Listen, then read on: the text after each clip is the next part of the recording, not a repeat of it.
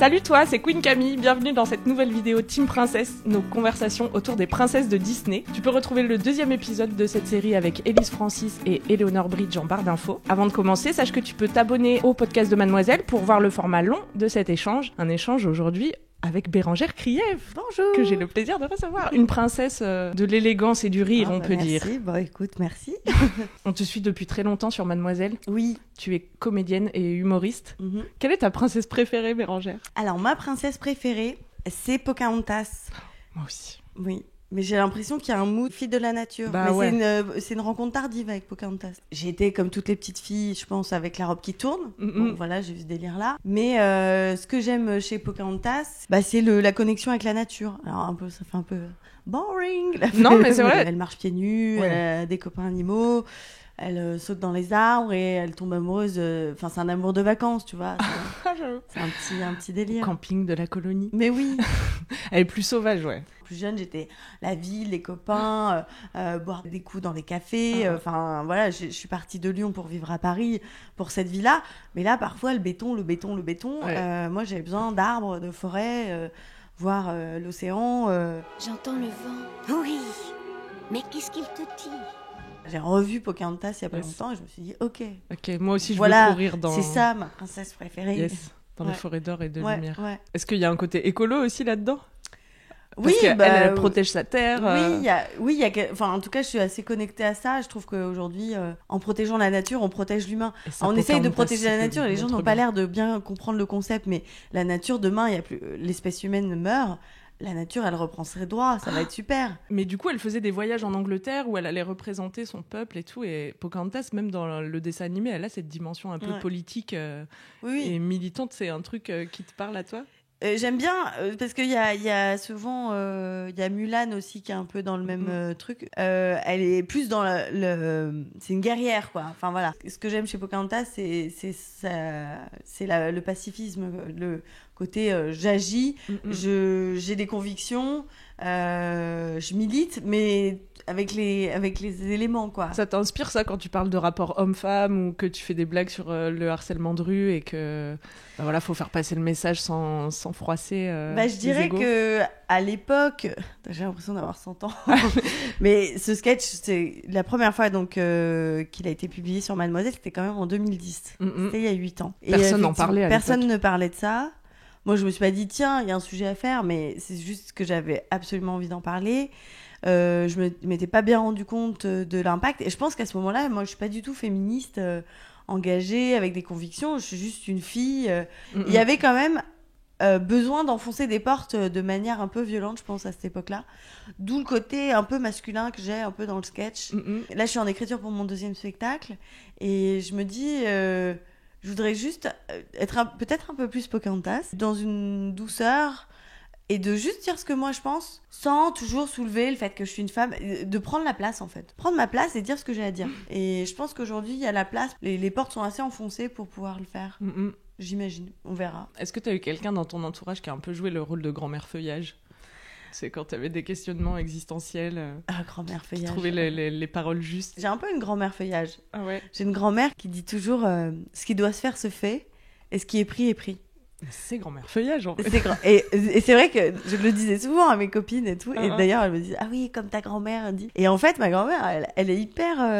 Déjà, elle est hyper féministe, en fait, parce qu'elle a épousé mon grand-père, mais parce qu'il fallait... Elle voulait pas du tout se marier. J'ai une discussion avec elle, elle m'a dit, moi, je voulais avoir un travail qui me plaît et pas me marier avant 30 ans. Tu vois, c'était en 47, quoi. Une bonne liberté d'esprit. Et pour l'époque. je dis, ah bon, mais t'avais eu envie comme ça? Elle me dit, ouais, c'est son truc. Donc, elle est dans le S'écouter. s'épanouir et l'émancipation.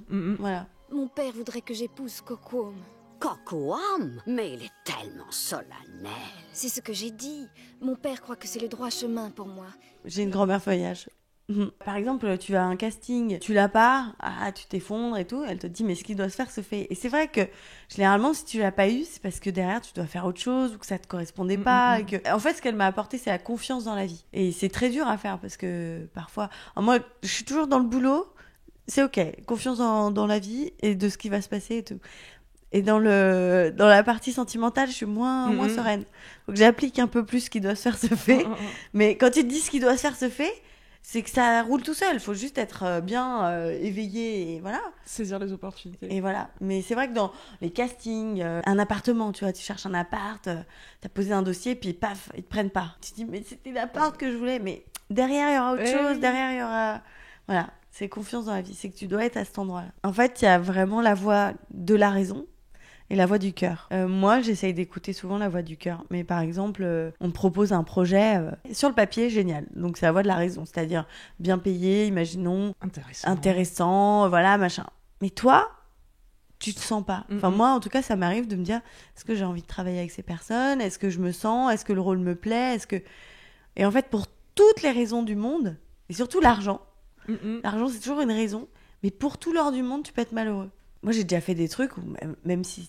Enfin, ça paraît bizarre à comprendre, mais même si où t'es très bien payé, où c'est des bonnes conditions et tout, si tu n'as pas, au fond de toi, l'envie profonde de le faire, c'est horrible. Enfin, ça peut être douloureux. T'en meurs pas, hein, c'est pas grave, tu vois, c'est l'expérience. Mon père, après, il disait, c'est l'expérience. C'est le fils de grand-mère Feuillage. Lui, il dit après, tu reviens, t'as galéré, tu t'es viandé sur un truc, et lui, il dit, c'est l'expérience. Tu t'es viandé, mais ça va te servir à un moment donné. Tout est parfait. Ouais. Est-ce qu'il y a eu un moment dans ta vie, une anecdote, une situation où tu t'es dit ça l'aurait fait kiffer Pocahontas? J'ai commencé le surf l'année dernière, tu vois. Ah ouais?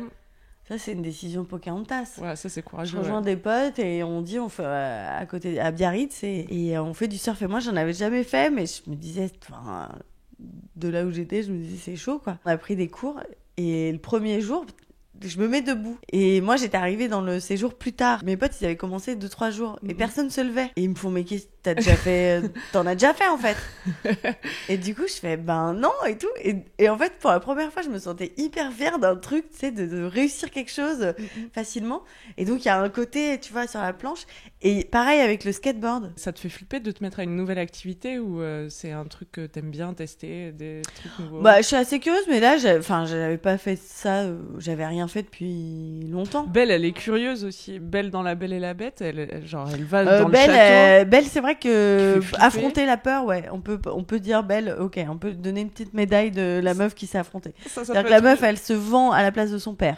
Déjà. Ouais. Ah oui, ensuite, elle se retrouve seule toute dans un château avec des objets qui parlent, flippants, un mec et un mec super mal aimable avec plein de poils partout. Et elle se dit bon, ok, non, c'est cool, ça va le faire. Et ce qui doit se faire se fait. Confiance dans la vie. Yes. Ouais. Belle, elle gère la situation de crise, ouais. Mais à la fin, elle gagne un mec épilé. C'est la récompense. Génial. Tous ses poils tombent. Ouais. Donc bon, ok. Un point pour Mais Belle. elle donne sa chance à la bête. Tu vois. Oui, elle essaye de voir ce qu'il y a derrière la souffrance de cette personne. Et c'est vrai. Toi, t'as la curiosité aussi. Ouais, quand je rencontre quelqu'un, j'essaye de pas calquer des trucs, des principes sociaux, tu vois. J'aime bien rencontrer les gens, vraiment. Après, parfois, t'as des carapaces, t'as des gens, c'est la bête, quoi. Tu te dis, ah oui, il y a beaucoup de poils derrière, avant de rencontrer la personne. J'essaye aussi, moi, de faire tomber mes poils, si je peux m'exprimer ainsi. Tu as pas avoir trop, de pas être trop emmitouflé. Alors, au terme de ces 50 ans de carrière, Bérangère, aujourd'hui, tu es comédienne et humoriste. T'as réalisé le projet que t'avais en tête. T'as jamais voulu faire un autre métier? Non, c'est vrai que... En fait, j'ai l'impression que j'ai rêvé sans trop me mettre la pression. C'est-à-dire, petite, je découvre les humoristes, je découvre Elie Kakou, j'ai 9 ans, je fais du théâtre, tu vois, c'est le démarrage. Ça me suit toute mon adolescence jusqu'au lycée. Après le lycée, je fais une fac, art du spectacle, je me cherche un peu, je sais pas trop quoi faire. Et c'est après mon DUG art du spectacle, mes grandes études, que je me dirige vers une école de théâtre en me disant je vais faire ça de manière intensive, voir si ça me plaît. Et je m'inscris dans une école et je fais ça 8 heures par jour pendant 6 mois. Et c'est vrai que après ça s'est enchaîné, j'ai toujours fait que ça, j'ai fait quelques petits boulots quand j'avais besoin, etc. Mais quand j'ai fait l'Olympia, c'est là où je me suis dit, ah ok, là on est dans une step, t'arrives, t'as ton nom sur la... Enfin, il y a tout un délire. L'Olympia, c'est vraiment pour moi la salle mythique où tu te dis, ok, bon, il se passe un truc dans ma carrière, voilà. Et je me suis dit, en fait, ce que j'ai aimé, c'est toutes les étapes qu'il y avait derrière l'Olympia. C'est-à-dire que si tu m'avais donné l'Olympia tout de suite, là, c'est des étapes. En fait, souvent, j'ai l'impression que les gens, quand je rencontre des jeunes qui veulent faire ça, ou j'ai l'impression qu'on se dit quand je serai connue, je pourrais tout faire. En le vivant, l'expérience de ça, je peux dire que non, en fait. Quand t'es pas connue, t'as toute la liberté de créer. En fait, on t'attend pas. Donc, personne sait qui t'es. Au pire, on se rappelle de toi. Au pire, on t'oublie. Moi, j'avais un élan. J'avais envie de ça. J'avais envie de bouffer de la scène.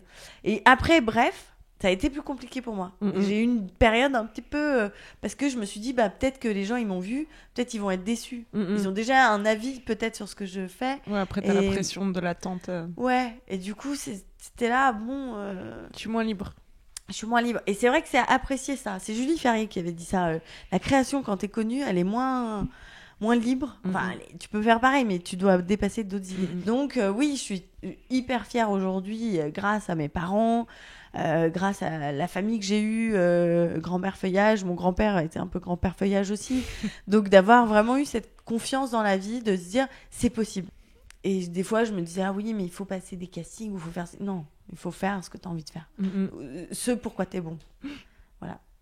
C'est beau, ça. Oui. Bon, les rêves se réalisent. Oui. Cool. Eh bien, merci Bérangère. Merci à vous. Merci beaucoup. Paroles de sagesse. Ouais. Qu'est-ce que tu fais en ce moment ? Eh bien, le 11 juillet, je serai à l'affiche d'une comédie réalisée par Anne de Petrini qui s'appelle L'école est finie. Que des i dans cette phrase.